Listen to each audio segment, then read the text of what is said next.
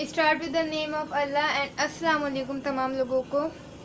आज का यहाँ पे हमारा टॉपिक है concept of structural organisation of life, यानी कि जो कोई भी ऑर्गेनिज्म है उसकी पूरी स्ट्रक्चर की जो सारा कॉन्सेप्ट है वो किस तरीके से, यानी जो उसकी लाइफ का स्ट्रक्चर है उसका कॉन्सेप्ट किस तरीके से है, आज वो हम यहाँ पे बात करेंगे।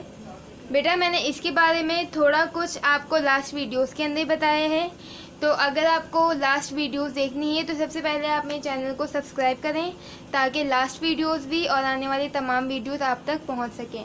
और सेकेंडली ये मेरी वीडियोस को लाइक भी करें अगर आपको समझ आता है, आपको अच्छा लगता है इस टॉपिक के बारे में पढ़ना या इससे रिलेटेड आपको अगर कोई नई चीज़ें सीखने को मिली हों। और थर्ड ये इसे शेयर ज़रूर कीजिए ताकि दूसरे लोगों की हेल्प हो सके। चलें जी, आज हम यहाँ पे अपना टॉपिक स्टार्ट करते हैं।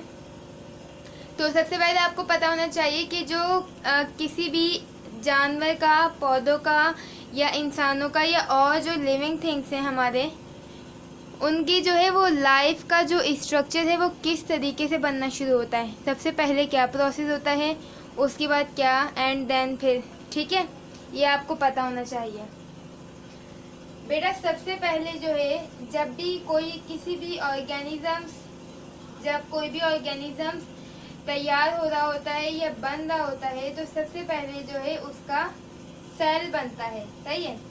सबसे पहले उसकी लाइफ का जो फर्स्ट स्टेप है वो स्टार्ट होता है सेल से, ठीक है।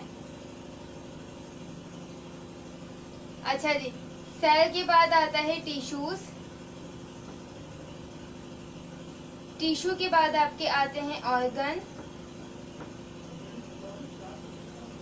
ऑर्गन्स के बाद आपके आते हैं ऑर्गन सिस्टम, ठीक है, ऑर्गन सिस्टम। और इसके बाद एक जो पूरा ऑर्गेनिज्म है वो बन जाता है। और बेटा आपके ऑर्गेनिजम्स के अंदर एनिमल भी हो सकता है,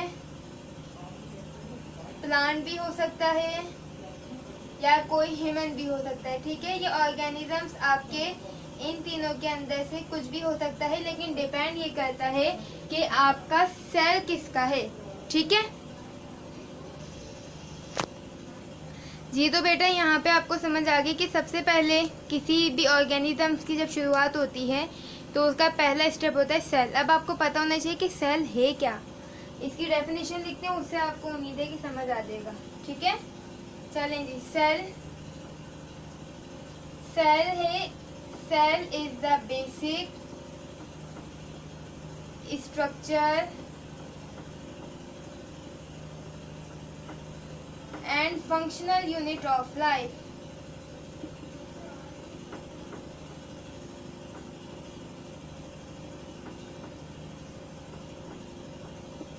यानी किसी भी जो लिविंग ऑर्गेनिज्म की ज़िंदगी का बेसिक यूनिट है।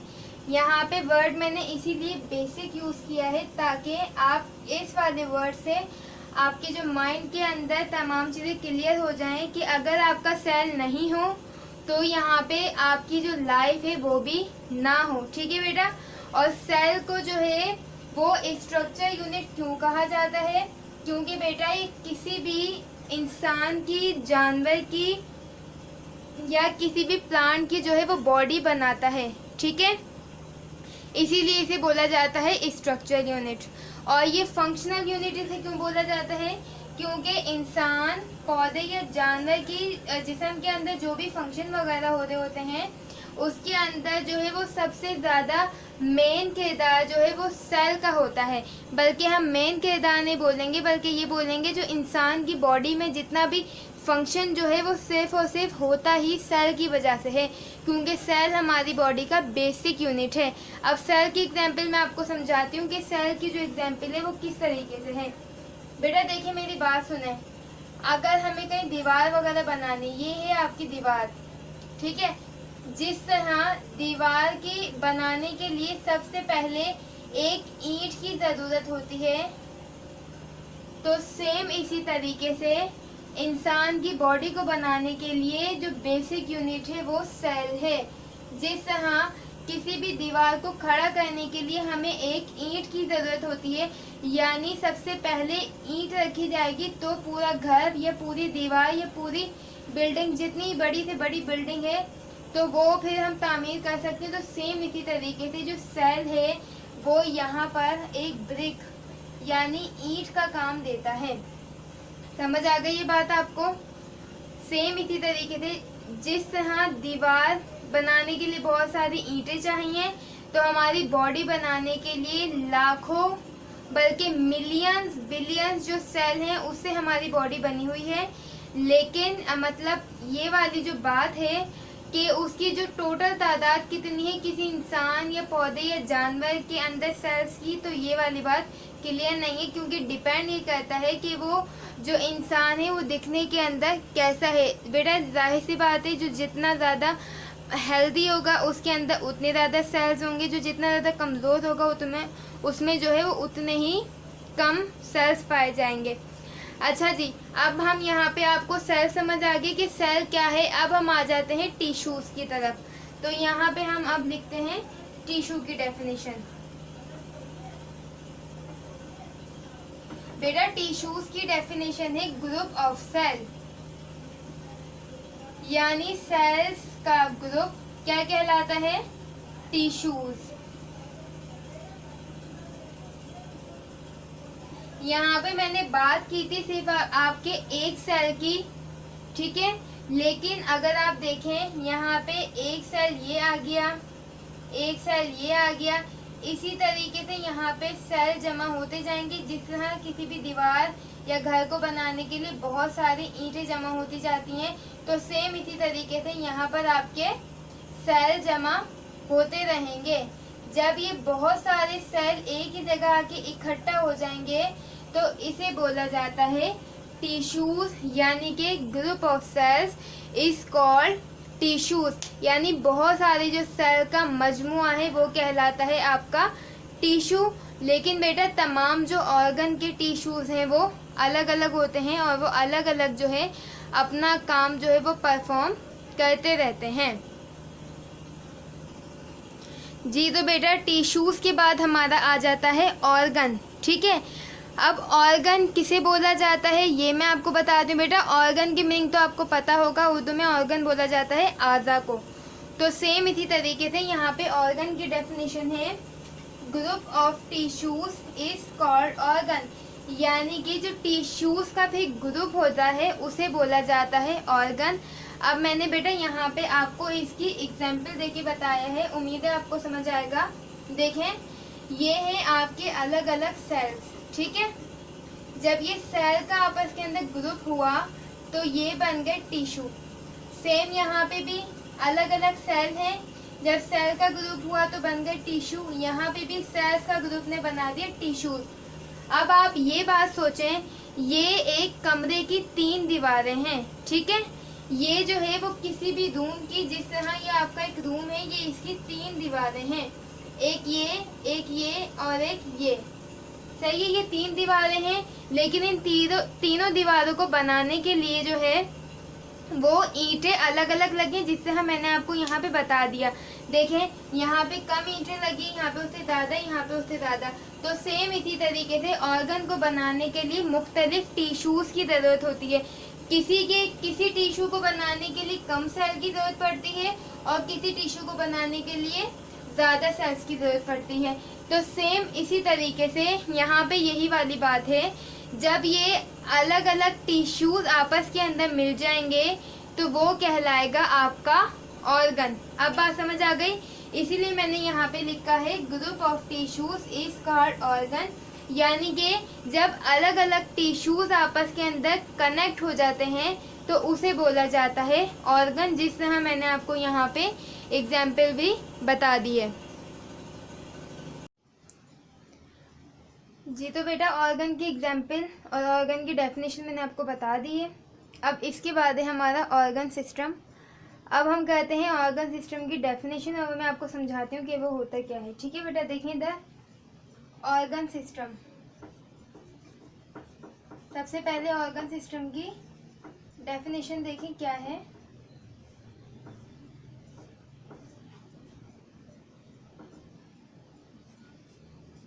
group of organs are called organ system। यानी ऑर्गन्स का जो आपका ग्रुप होता है वो कहलाता है ऑर्गन सिस्टम। अब आपको पता होना चाहिए, मैंने आपको लास्ट टाइम एग्जांपल दी थी कि जो एक कमरे की अलग अलग दीवार है ये है आपके ऑर्गन, सही है। जिसमें किसी को बनाने के लिए कम सेल की ज़रूरत पड़ती, किसी टिश्यू को बनने के लिए, और किसी टिश्यू को बनने के लिए बहुत ज़्यादा सेल की ज़रूरत पड़ती है।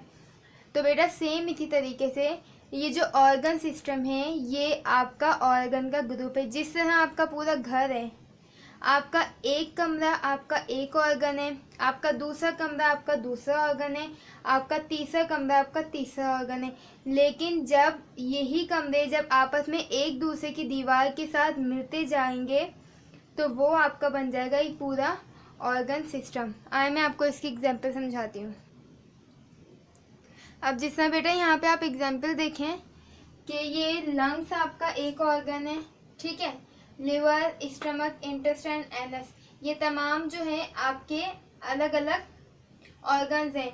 लेकिन जब यही ऑर्गन्स आपस के अंदर कनेक्ट होते चले जाएंगे तो ये आपका क्या कहलाएंगे, ऑर्गन सिस्टम। यानी कि किसी एक ऑर्गन का कनेक्शन किसी दूसरे से, किसी दूसरे ऑर्गन का कनेक्शन किसी तीसरे ऑर्गन से है, और इसी तरीके से पूरी एक चेन चलती जाए तो ये आपकी कहलाएगी ऑर्गन सिस्टम की एग्जाम्पल, ठीक है। अच्छा जी, अब ऑर्गन सिस्टम के बाद आपका आ जाता है ऑर्गेनिज्म। अब बेटा देखिए यहाँ पे आपकी ऑर्गेनिज्म की डेफिनेशन लिखी हुई है, a complete body which is made by organ system are called organism. यानी एक ऐसी कंप्लीट बॉडी जो कि पूरे तमाम ऑर्गन सिस्टम से बनी हुई हो और वो ऑर्गन सिस्टम आपस में एक दूसरे से कनेक्टेड हो, कनेक्शन में हो, तो उसे बोला जाता है ऑर्गेनिज्म।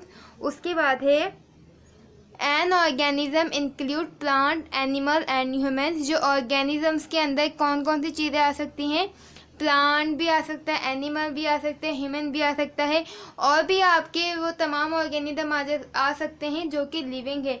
लेकिन बेटा डिपेंड क्या करता है कि सेल किसका है। अगर सेल एनिमल का हुआ तो वो आपके एनिमल को पूरा कंप्लीट करेगा, अगर सेल आपके प्लांट का हुआ तो पूरा प्लांट को कंप्लीट करेगा, अगर तो सेल आपके ह्यूमन का हुआ तो वो पूरा एक ह्यूमन बनाएगा, ठीक है। अब आपको ये पूरा कंप्लीट टॉपिक समझ आ गया होगा कि किस तरीके से जो है वो एक सेल से पूरा ऑर्गेनिज्म बनता है। मैंने इसके साथ साथ आपको एक पूरी होम की भी एग्जांपल दी है। उम्मीद है कि आपको अच्छी तरीके से समझ आ गया होगा। अगर आपको मेरी वीडियो अच्छी लगी हो तो इसे लाइक ज़रूर कीजिए, शेयर भी कीजिए और मेरे चैनल को सब्सक्राइब करें ताकि आने वाली और तमाम वीडियोस आप तक पहुंच सकें। अल्लाह हाफिज़।